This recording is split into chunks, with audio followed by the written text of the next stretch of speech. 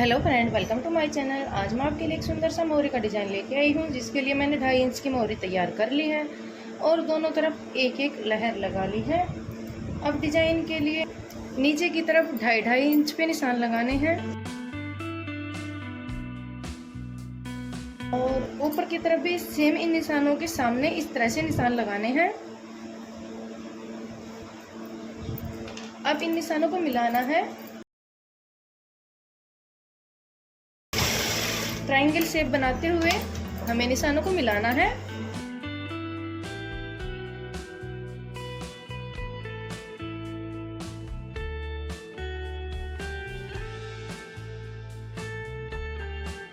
और अब देखिए इस तरह से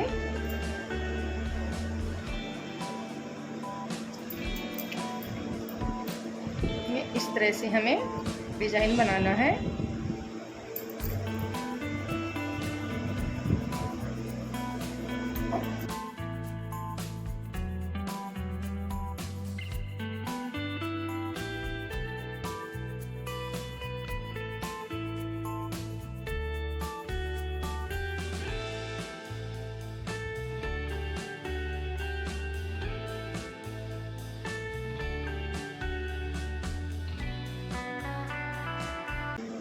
यहाँ से इस तरह से सिलाई को लेके जाना है और फिर यहाँ पे देखिए इस तरह से लहर बनानी है और फिर इस सिलाई को इस तरह से यहाँ पे लेके आना है